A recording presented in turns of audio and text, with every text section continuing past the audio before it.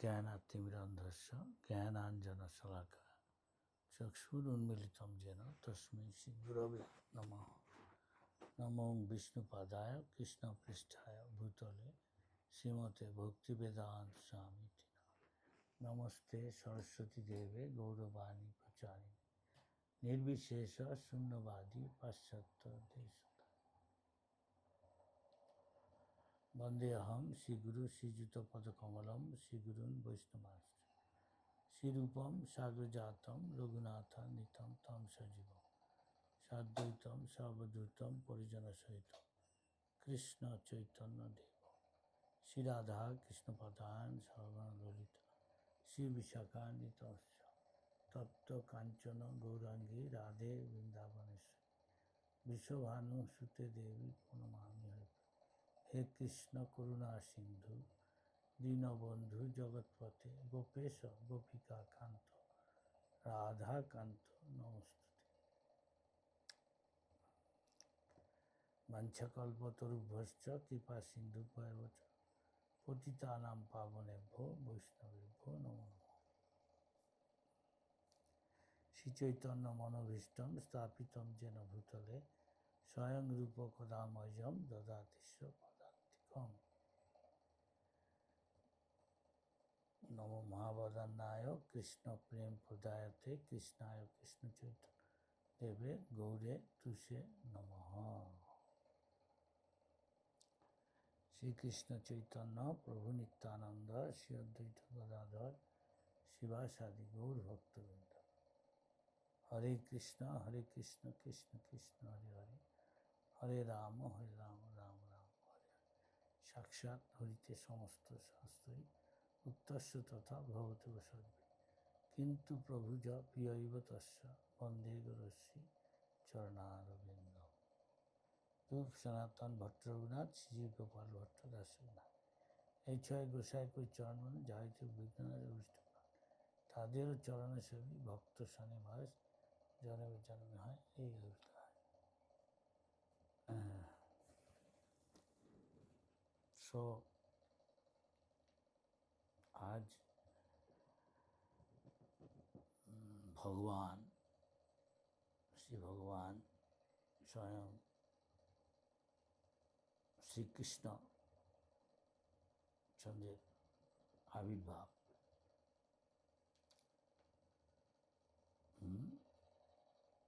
সেই আবির্ভাব স্থান এই ভূলোকে ভৌম বৃন্দাবন হচ্ছে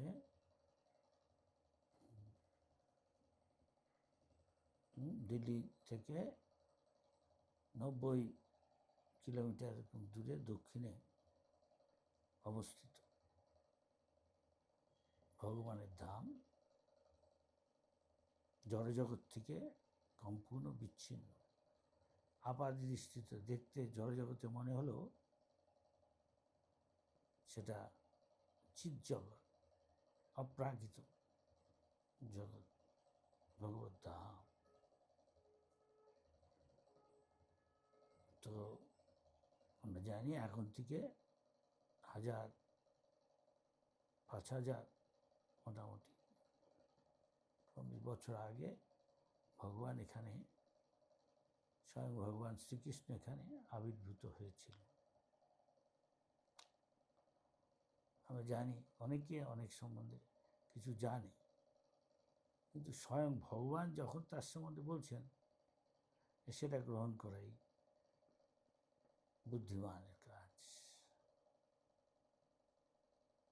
ভগবানের আবির্ভাব, ভগবানকে জানতে হলে তার জন্ম, তার আবির্ভাব, তার রূপ গুণ লীলা পরিকর ইত্যাদি।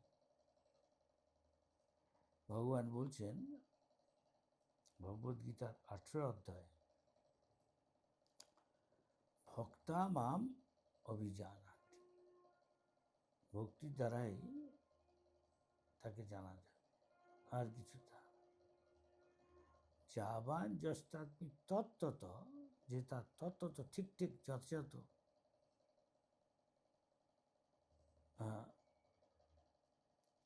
জানতে পারবে। এবং তক্তা দেহম, তাহলে এই যে জড় দেহটা আমাদের, এটা ত্যাগ করে যখন আমরা যাব গিয়ে পুনর্জন্ম নেই,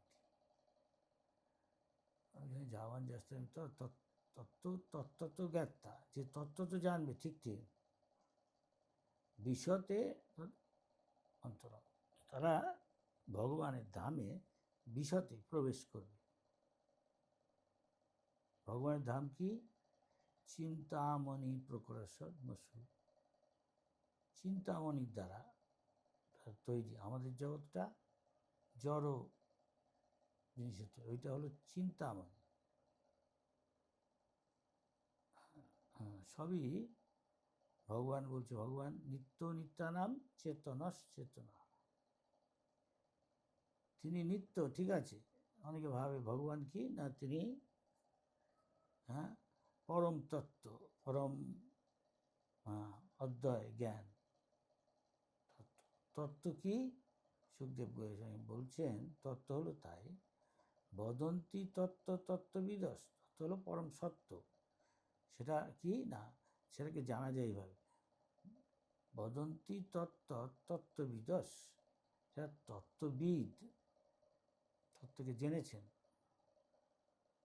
তারা বলেন তাকে এইভাবে জানা যায় তিনটে রূপে। একটা কি? ভবন্ত তত্ত্ববিদস তত্ত্বম যৎ জ্ঞানম অদ্বয়ম, অদ্বয় জ্ঞান, যা ছাড়া আর কিছু নেই, অদ্বয়, উনি ছাড়া দ্বিতীয় কিছু আর নেই। বলছে সেই অদ্বয় জ্ঞান ভগবানকে জানতে হলে তিনটে রূপে জানা যায়। ব্রহ্মেতি, ব্রহ্মরূপে, সর্বং খলু ইদম, তিনি সব জায়গায় পরিব্যাপ্ত আছে, তিনি ছাড়া আর কিছু নেই, কৃষ্ণ ছাড়া আর কিছু নেই। তত্ত্ব তত্ত্ববিদ তত্ত্বং যৎ জ্ঞানম অদ্বয়ম ব্রহ্মেতি পরমাত্মেতি, পরমাত্মা রূপে। আরেকটা হলো ভগবান রূপে জানা যায়। ভগবানকে না, ভগবান, ভগবানের ঐশ্বর্য। পরাশর মুনি বলছেন এই 6টা ঐশ্বর্য যারা আছে পূর্ণভাবে, যিনি সব কিছু ধন ঐশ্বর্যের মালিক, সমস্ত সৌন্দর্য যার পূর্ণ, সমস্ত সৌন্দর্য, সমস্ত বৈরাগ্য, সমস্ত জ্ঞান,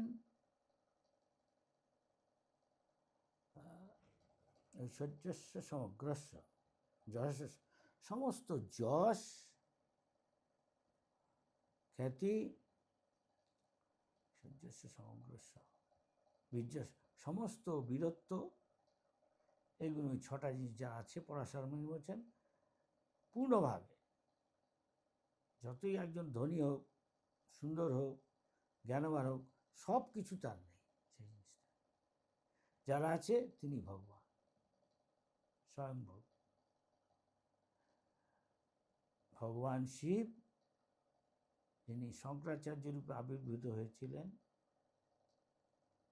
তিনি বলেছেন গীতায় কৃষ্ণের গুণগান করে, স্বভগবান স্বয়ং কৃষ্ণ। অনেক সময় অনেক প্রভাবশালী ব্যক্তিকে ভগবান বলা হয়, কিন্তু স্বয়ং ভগবান হচ্ছেন কৃষ্ণ। এবং ব্যাসদেবেরই ছেলে যে সন্তান সুখদেব গোস্বামী বলছেন যে এতে চাংশ কলা পুংস, অনেক ভগবান আছে, বলরাম, হলধর, ঋষিকান্ত, ঠিক আছে, কিন্তু এতে চাংশ কলা, কৃষ্ণস্তু ভগবান স্বয়ং, কৃষ্ণ হচ্ছেন স্বয়ং ভগবান, তিনি মূল ভগবান। ব্রহ্মাজি বলছেন কি, ভগবত ভজন করে যখন জানতে পারলেন ভগবানকে, চিৎজগৎকে, ভগবানের দামকে, তখন বলছেন ঈশ্বর পরম কৃষ্ণ সচ্চিৎ আনন্দ বিগ্রহ, তিনি, তার দেহটা হচ্ছে সৎ চিন্ময়, সনাতন, নিত্য, চিন্ময়, আনন্দময়, আমাদের শরীর অসৎ, অনিত্য, অচিতময়, অজ্ঞানময় এবং নিরানন্দময়, দুঃখ কষ্ট আছে।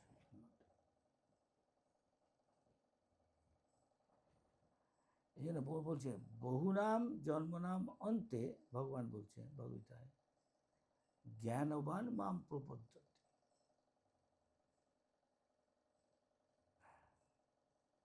বহু বহু জন্মের পর যিনি সত্যিকার জ্ঞান লাভ করেছেন তিনি ভগবানের চরণে প্রপত্তি শরণাগত হন। তার লক্ষণ কি? তুই জানেন বাসুদেব ও শর্ম, তুই জানো বাসুদেব ছাড়া আর কিছু নেই। মহাত্মা দুর্লভ, এই ধরনের মহাত্মা দুর্লভ না, সুদুর্লভ, প্রায় দেখাই যায় না।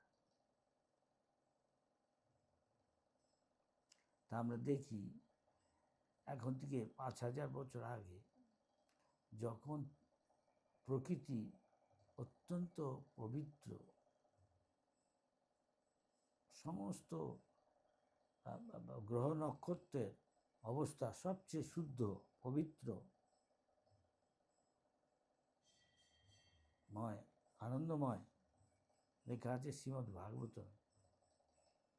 তখন কংসের কারাগারে দেবকী বসুদেব আছে,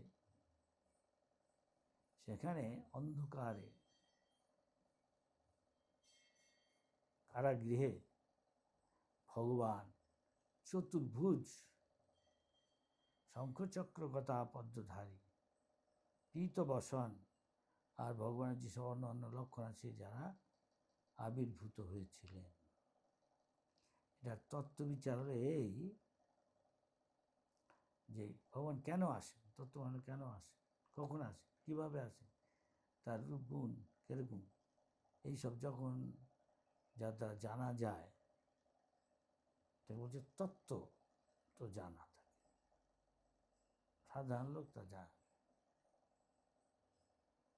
ভগবানের জন্ম নেই বলছেন ভগবতে, অজ পিশান অধ্যাত্ম, অজ মানে যার জন্মহীন, জন্ম হয় না, তাহলে তিনি সচ্চিদ আনন্দ বস্তু, নিত্যকালই আছে, ছিলেন, থাকবেন।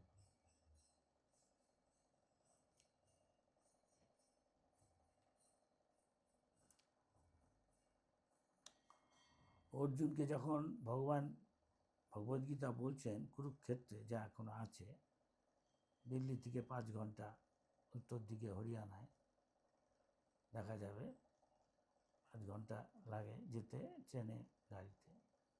এখন সেই কুরুক্ষেত্র আছে, সেই স্থান আছে যেখানে কৃষ্ণ ভগবদ্গীতা বললেন অর্জুনকে, অর্জুন তখনকার সময় যুদ্ধ চলছে, যে কোনো মুহূর্তে যুদ্ধ হবে, আধ ঘন্টার মধ্যে বা বড় জোর 1 ঘন্টার মধ্যে, যা বললে সব বুঝে গেলেন। যে এখনকার লোকেরা পর্যন্ত বড় বড় দার্শনিক, সত্য অনুসন্ধানী, কেউই বুঝতে পারে না সহজে, অনেক শ্লোক। কিন্তু অ্যাজ ইট ইজ ভগবান যা বলেছেন ঠিক ঠিক সেইভাবে মানে নিলে বুঝতে অসুবিধা নেই, যদি হরিভজন করে সে শুদ্ধবার। সেই জন্য ভগবান বলছেন তদ্বিদ্ধি, হ্যাঁ, সেই পারমাত্মিক তত্ত্ব, অদ্বয় জ্ঞান সত্য, ভগবান কৃষ্ণ, হ্যাঁ, সশরীরে, হ্যাঁ, তাকে জানতে হলে তদ্বিদ্ধি প্রণিপাতে না পরিপ্রশ্নে না সেবয়া, যারা তাকে জানেন তার শরণাগত হতে হবে, প্রণিপাতে না প্রকৃষ্ট রূপে নিপাতিত, পরিপ্রশ্নে না সেবয়া, এবং তার যদি আমি সেবা করি তখন তাকে আমি এই প্রসঙ্গে প্রশ্ন করতে পারি এবং তিনি উত্তর দিবেন। এইভাবে আমরা জানব তাকে। চ্যালেঞ্জিং মুড নিয়ে, প্রতিদ্বন্দ্বিতার মুড নিয়ে তাকে জানা যাবে না। বিনম্রভাবে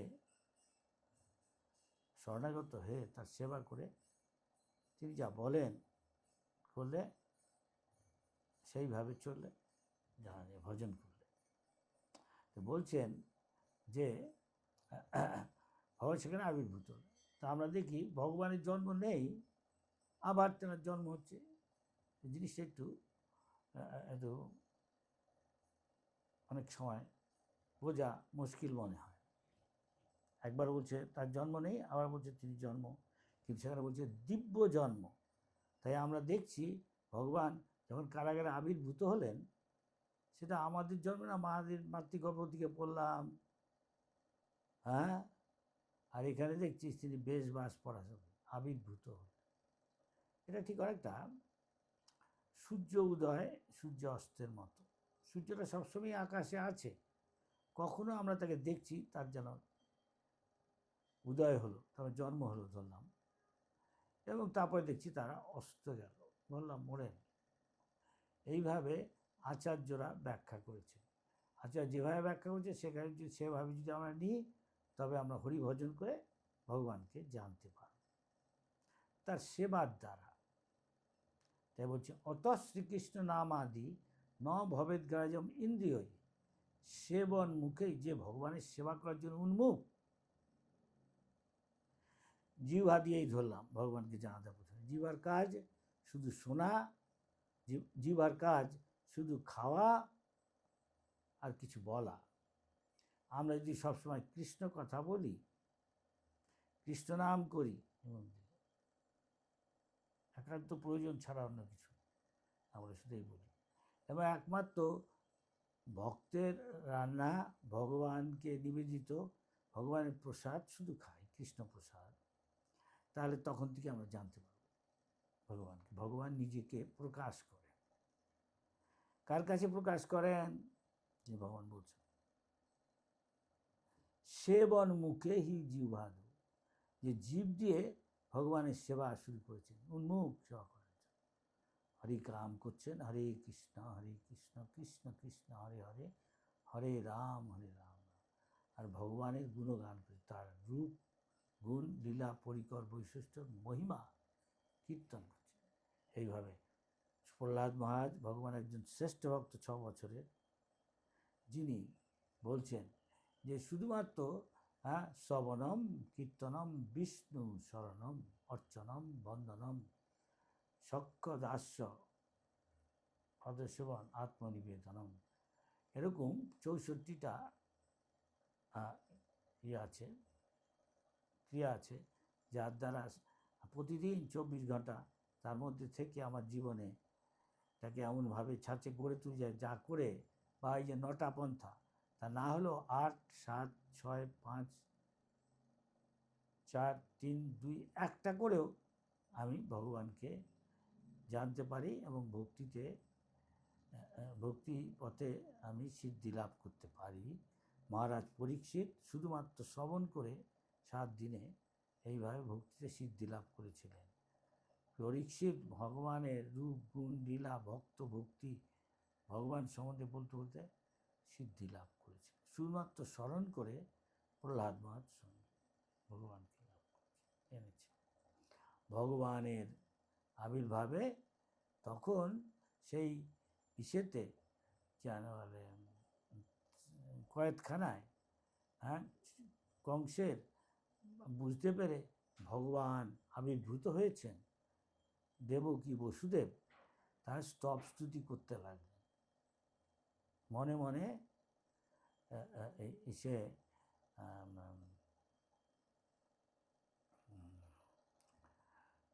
বসুদেব কারাগারের বাইরে থাকলে, স্বাভাবিকভাবে তিনি যত গরু দান করতেন ব্রাহ্মণদের, মনে মনে সেগুলো দান যায়।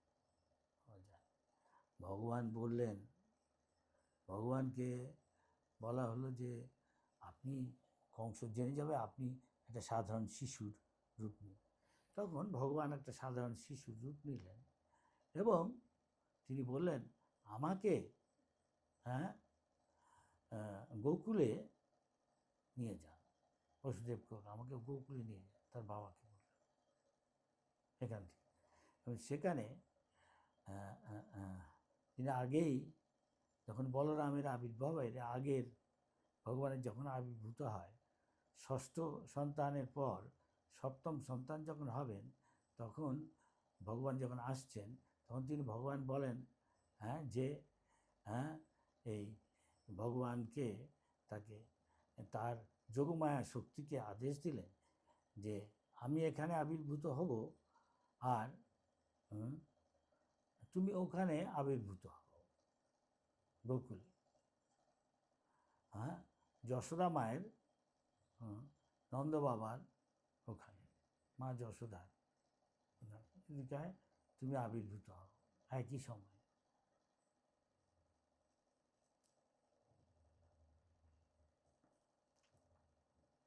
তো যোগমায়া সেখানে আবির্ভূত হলেন, আমরা জানি শ্রীমদ্ ভাগবতম থেকে, ভাই বোনের মতো। তখন দেবকীর ও বলরামের মা শঙ্কর্ষণ তার নাম ছিল, তিনি ভগবান বললেন তাকে, শঙ্কর্ষণকে দেবকীর গর্ভ থেকে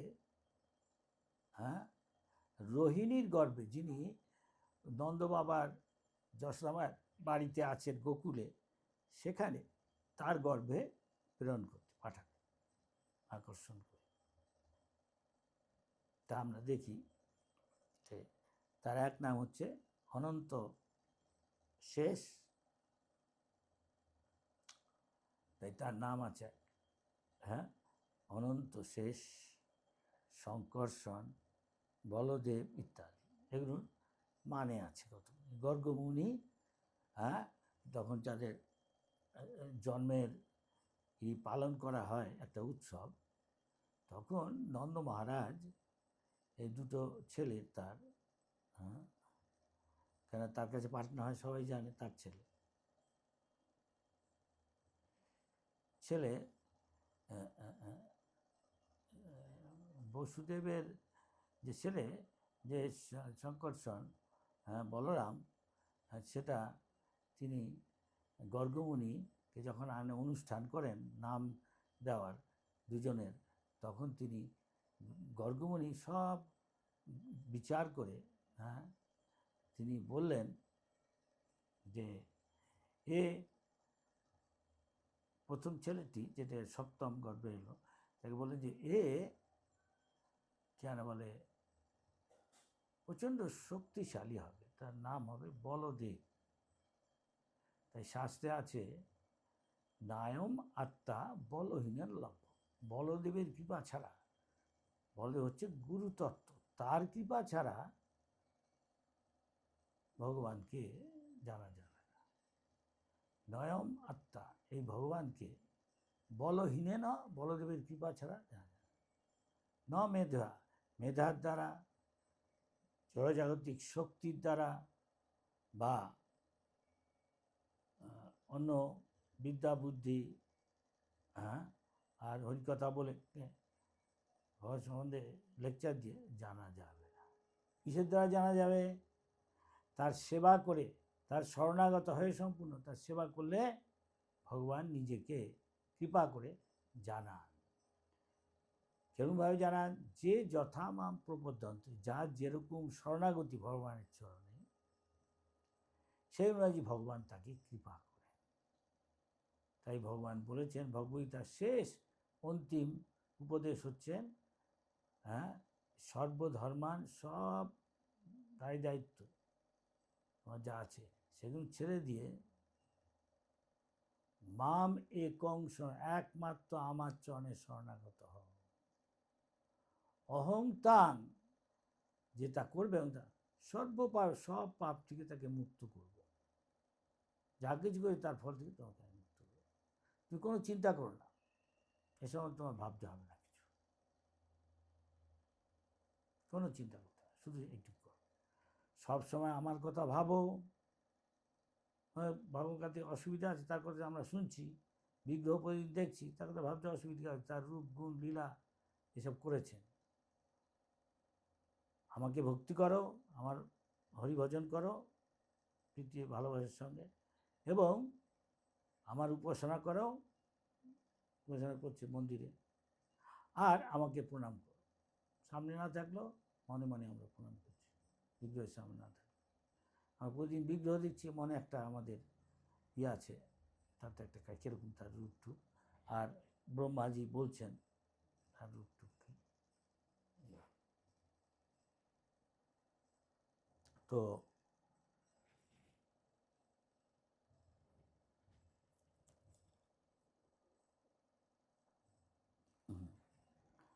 এভাবে আমরা ভগবানকে জানতে পারি যে ভগবান বলছেন কেন আসেন, যদা যদা হি ধর্মস্য গ্লানির্ভবতি, যখন অধর্মের উত্থান হয়,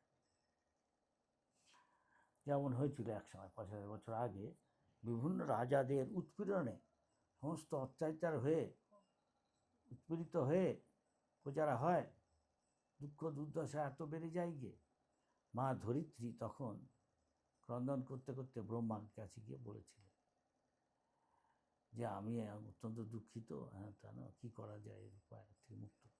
তখন তিনি তার সন্তানরা এরকম যারা ভগবতবাসী জীব, তখন ব্রহ্মাজি সমস্ত দেবতাদের নিয়ে, হ্যাঁ, দুধসাগর একটা আছে, সেখানে গিয়ে ভগবানের কাছে প্রার্থনা করেছিলেন, তখন বন্দনা করেছিলেন। তখন ভগবানের কাছ থেকে একটা তার কাছে সংবাদ আসে, ট্রেনে ব্রহ্মা হৃদয়ের মাধ্যমে। সেটা কি না, তিনি শীঘ্রই আবির্ভূত হচ্ছেন, তার আগে তিনি বলছেন দেবতাদের যারা তার তার লীলায় তার কার্যে সহযোগিতা করে, যেমন মা যশোদা, নন্দ বাবা, হ্যাঁ, আরও অনেক উদ্ধব, যারা তার চেয়ে বয়স্ক হবে, বেশি জ্যেষ্ঠ, তাদের আগে আবির্ভাব হবে অধিকাংশ দেবতাদের মধ্যে। তারপরে তিনি এক সময় মতো ঠিক আবির্ভাব তো বলছেন, যদা যদা হি ধর্মস্য গ্লানির্ভবতি ভারত অভ্যুত্থান অধর্মস্য, অধর্মের প্রভাব দেখা যাবে, অত্যাচারিত হবে, অসুর অত্যাচার করবে, হ্যাঁ, ভক্তদের উপর, তখন ভগবান পরিত্রাণায় ও সাধুনা, সেই ভক্তদের উদ্ধার করতে আর অসুরদের বধ করে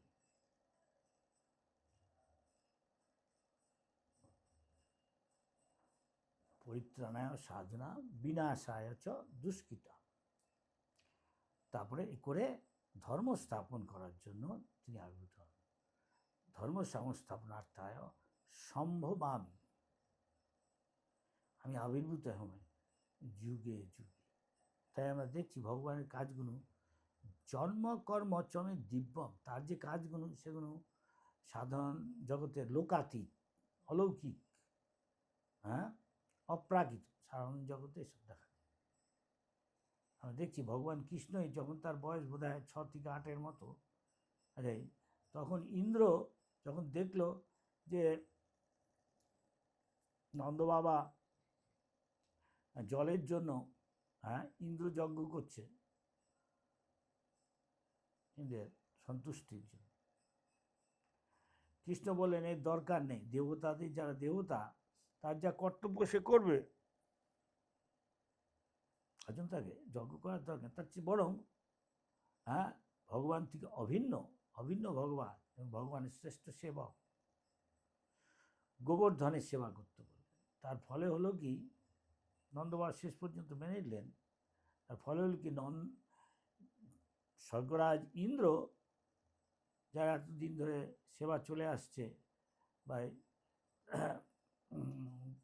ব্রজবাসীদের দ্বারা, সে ক্রুদ্ধ হয়ে এগুলো এইটুকু একটা ছেলে বাচ্চা, যে কে রে বড় বড় কথা বলছে, দাঁড়াও কি শিক্ষা দেবে করে ব্রজবাসীরা যেহেতু বন্ধ করলো, হ্যাঁ, ইন্দ্রের যজ্ঞ, তখন সে সম্বর্তক মেঘ, যে প্রলয়ের সময় সমস্ত ব্রহ্মাণ্ডকে জলে ভাসিয়ে দেন, প্লাবন নিয়ে আসেন, প্রলয় নিয়ে আসেন,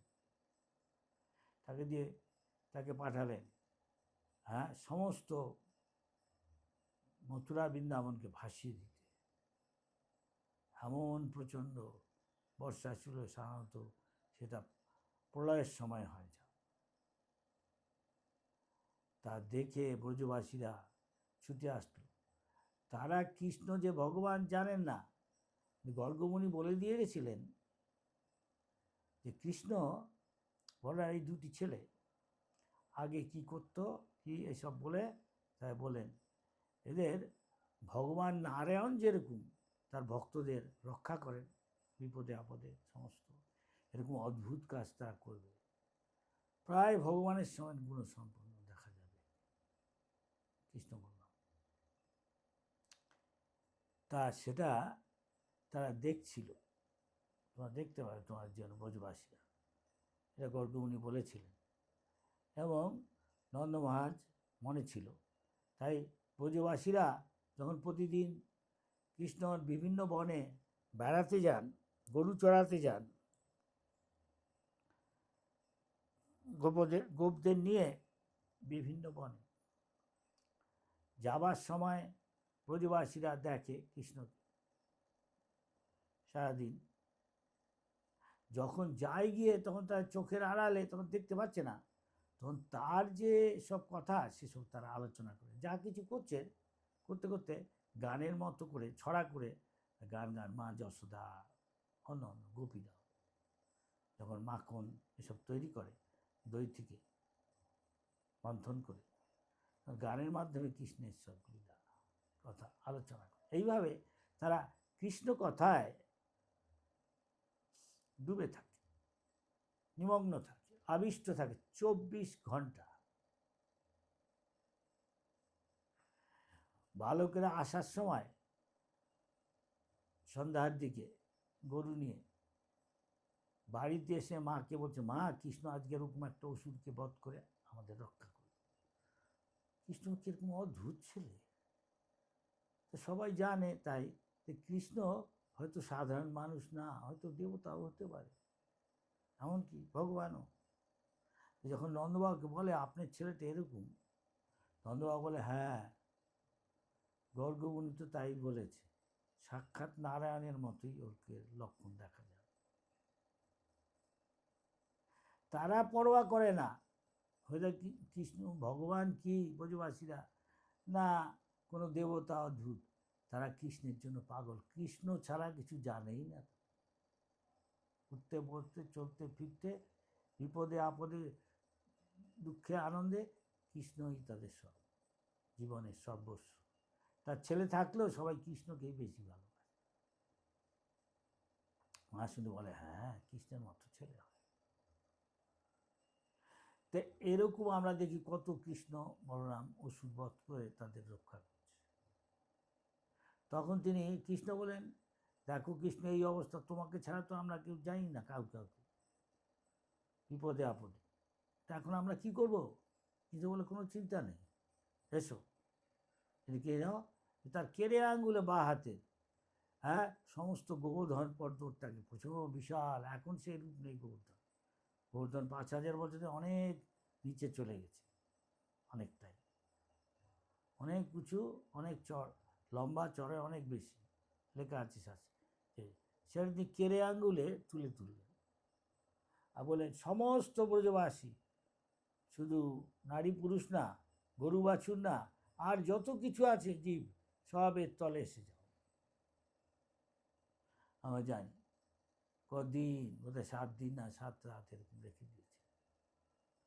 ইন্দ্র যখন বুঝতে পারলো তার ভুল, যেহেতু সাধারণ মানুষ না, এই জন্য জন্ম কর্ম এখনকার দিনেও অনেকে দাবি করে, এই জন্য কৃষ্ণ দেখিয়ে দিয়ে দিয়েছে তুমি ভগবান হচ্ছে, আচ্ছা দেখো কিছু দেখাও এরকম। এই যে বলছে জন্ম কর্ম হচ্ছে আমি দিব্যম, এগুলি সব দিব্য, সাধারণ জগতের লোক এরকম পারবে না। সে যতই নিজেকে ভাবুক আমি ভগবান, অনেকে বলবে। একজন বলতেন ভগবান, আমেরিকায় শিখাচ্ছেন আমেরিকান, প্রভুপাদ তাকে বললেন না ভগবান এক ব্যক্তি, ভগবান সবাই যদি ভগবান হয় তাহলে ভগবানের গুরুত্ব কী রইল? সেরকম একদিনকে তার সেই সব শিক্ষা দেয়। একদিনকে বহুপাত সকাল বিকাল বেড়াতে যান, সকালে বেড়াতে যাচ্ছেন, তিনি শুনতে পারলেন কে আর্তনাদ করছে কোনো বেদনায়। তিনি গিয়ে দেখলেন ডক্টর, বোধহয় নাম ছিল তার মিশ্র, যার ওই যোগ শিক্ষা দেয় নিউ ইয়র্কে, তার একটা আশ্রম, এবং অনেক আমেরিকান নারী পুরুষ তার কাছে শেখে। তিনি শিক্ষা দেন সবাই আমরা ভগবান। বহুবার তার কাছে থাকতেন, তাকে থাকতে দিয়েছিলেন ওখানে। তিনি বলতেন না, তিনি অন্য ধরনের কথা বলতেন না, ভগবান হচ্ছেন কৃষ্ণ। সবাই পক্ষে তা হওয়া সম্ভব, রামা শ্যামা ভগবান হতে পারে না যে কেউ। তখন তিনি জিজ্ঞেস করলেন, এ কি, কে? তখন ডক্টর মিশ্র বলছে, আমার দাঁতের প্রচণ্ড ব্যথা, আমি একটা ডাক্তার খুঁজছি, দাঁতের ডাক্তার বা ওষুধ। তখন বহুবার তাকে বললেন, এ কি, ভগবানের আবার দাঁতের ব্যথা হয় নাকি? ভগবানের কি ডাক্তারের প্রয়োজন তার ডাক্তারের ব্যথা থেকে উপশমের জন্য, উদ্ধার পাওয়ার জন্য? তার আবার ওষুধ লাগে নাকি? হচ্ছে ভগবান তার মাহাত্ম্যের উপরে তার নাম করলেই সব কিছু, সব সমস্যার সমাধান হয়ে যায়। হরে কৃষ্ণ কৃষ্ণ কৃষ্ণ হরে হরে, হরে রাম হরে রাম। সে আর কি বলবে তখন ডক্টর মিশ্র?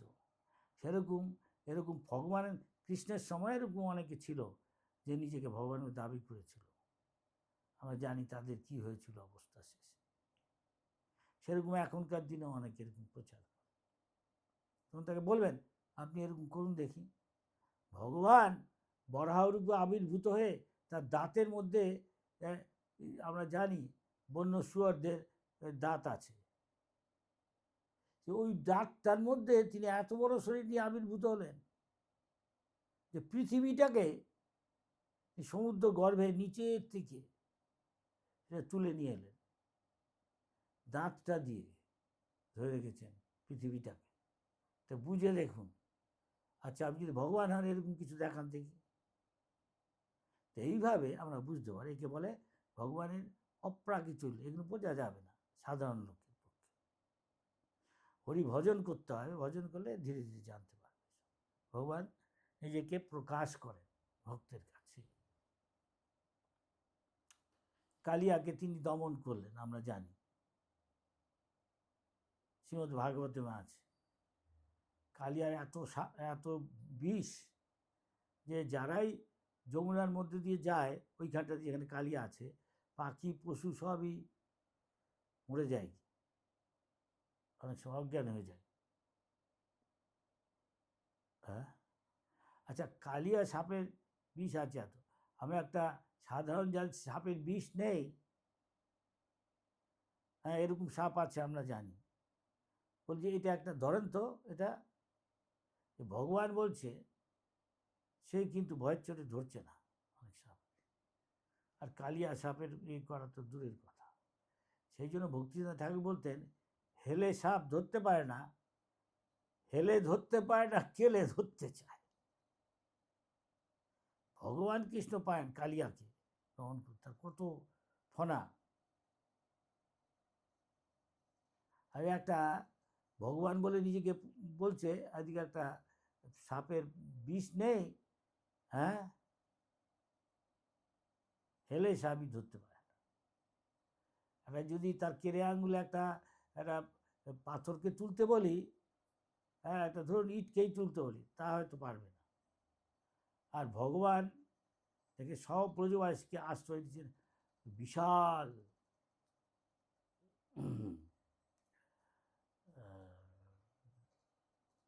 পর্বতকে তুলে, গোবর্ধন পর্বতকে তুলে। ভগবান তার মাকে দেখাচ্ছেন সমস্ত বিশ্ব ব্রহ্মাণ্ড তার মুখের মধ্যে। হ্যাঁ, বিশাল বিশাল পাহাড় পর্বত সমুদ্র পূর্ণ, বিভিন্ন গ্রহ নক্ষত্র দেখাচ্ছে। এটা কি সাধারণ পক্ষে সম্ভব? ভগবানের পক্ষে সম্ভব। ভগবানের পক্ষে করতুম অকর্তুম, যা অসম্ভব তিনি সম্ভব করতে পারেন, যা সম্ভব তিনি অসম্ভব করে দিতে পারেন। একে বলে ভগবান। অসমর্থ, যার সমান কেউ নেই, যার চেয়ে শ্রেষ্ঠ কেউ। তাই ভগবান বলছেন মত্তপরতরা, আমার চেয়ে শ্রেষ্ঠ তত্ত্ব বা সত্য বলে কিছু নেই। মত্তপরতরা নান্যৎ কিঞ্চিৎ, অনেক দেবতা আছে, কিন্তু তারা এই কৃষ্ণের মতো নয়। জন্মকর্ম চামে দীপন, যে সেটুকু জানতে পারবে হরিভজন করে তারপরে। কিন্তু সাধারণ ব্যক্তি তা পারবে না ভজন না করে, ভগবানের কৃপা ছাড়া। ভগবানের ভক্ত, শুদ্ধ ভক্ত, যিনি বলরামের প্রতিনিধি, গুরুতত্ত্ব, তার কৃপা ছাড়া যাবে না। তাই জীব গোস্বামী আমাদের আচার্য বলেছেন যে ভগবানের যে অচিন্ত শক্তি আছে, ভগবান যেই বললেন আমাকে নিয়ে যাও সে কয়েদখানা দিকে, কয়েদখানা তো তালা বন্ধ, তাদের হাত তো শিকল দিয়া বন্ধ, প্রহরীরা তো দাঁড়িয়ে আছে, কি করে গেলেন গে? যেই ভগবান বলল, ভগবানের পরাশ্য শক্তি বিবিধ ইবসুয়তে, শাস্ত্রে লেখা আছে ভগবানের নানা রকমের শক্তি আছে, যোগমায়ার শক্তি আছে, তার প্রভাবে অচিন্ত জিনিস হতে যা আমরা কল্পনা করতে পারি না। এক গর্ভ থেকে আরেক গর্ভে ভগবান যোগমায়ার শক্তি দ্বারা ভগবানকে নিয়ে যাওয়া হচ্ছে, এক গর্ভ থেকে আরেক গর্ভে। এই কখনো সাধারণ জগতে কেউ কল্পনা করতে পারে? এটাকে বলে অচিন্ত শক্তি, যোগমায়া। তাই দেখা গেল যে সব যারা সিপাহী পাহারাদার তারা সব ঘুমিয়ে পড়ল। ভগবান কৃষ্ণকে যখন নিয়ে যাচ্ছে কারাগার থেকে, কারাগারের দরজাগুলো, তালা, শিকল সব খুলে গেল। এগুলো কোনো হয় না সাধারণ জগতে। না, ভগবানের অচিন্ত শক্তিতে হওয়া সম্ভব, যোগমায়ার শক্তি। শক্তি বলে ভগবান আবির্ভূত হচ্ছেন জেলখানার মধ্যে। হ্যাঁ, কিন্তু আমাদের মতো না, মাতৃগর্ভ থেকে যেভাবে আমরা বেরোই বাপ মায়ের মিলনে, তা না। এইসব তত্ত্ব তো জানতে হবে, যা আমাদের আচার্যরা ব্যাখ্যা করছে। সূর্যের উদয় হচ্ছে, অস্ত যাচ্ছে, সূর্যটা সবসময় আছে, কিন্তু আমরা সবসময় তাকে দেখছি না। কখনো প্রকট হচ্ছে, কখনো অপ্রকট। একটা প্রকট লীলা, একটা অপ্রকট লীলা। প্রকট লীলা এই জগতে দেখছি, কৃষ্ণ এসে দেখাচ্ছে। অপ্রকট লীলা যেটা আমরা দেখতে পাচ্ছি ভগবানের হচ্ছে, এটা আসল জগৎ, চিৎ জগৎ। সেখানে ভগবান সবসময় লীলা করছেন। আপনারা যদি ভক্তি করে ভগবানের ভজন করেন, তাহলে যখন ভগবানের পূর্ণ আসক্তি হবে, কোনো অপরাধ, সমস্ত অপরাধ থেকে মুক্ত হবেন, পাপ থেকে মুক্ত হবেন, তখন হরিভজন করে ভগবান বলছেন, হ্যাঁ, জন্মকর্ম চমে জীবন, যারা এইসব জানে তত্ত্বত তক্তাদিহম, এই জড়দেহের অবসান হলে, শেষ হলে, তখন আমার দেহটা অধিকাংশই আবার আরেকটা জড়দেহ পাবে।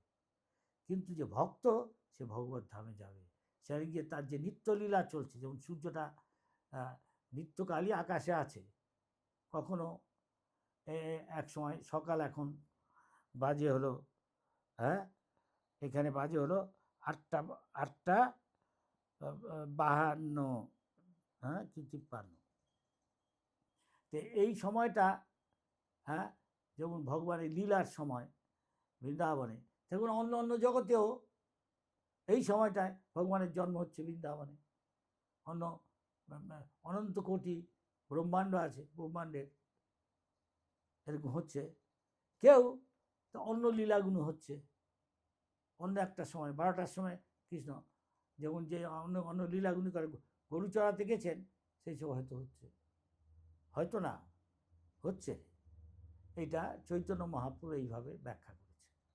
এগুলো আমাদের আচার্যদের অনুগমন করে, তাদের শিক্ষা অনুগমন করে, সেইভাবে আমরা হরিভজন করে পাপ থেকে মুক্ত হয়ে, সমস্ত অপরাধ থেকে মুক্ত হয়ে, শুদ্ধ ভজন করে, গুরুদেবের কৃপায়, বলরাম, যিনি আদিগুরু, তার মূর্তিময় বিগ্রহে সদ্গুরু তার কথা মতো হরিভজন করে আমরা ভগবত ধামে চলে যেতে পারি, যে কেউ এক জীবনে।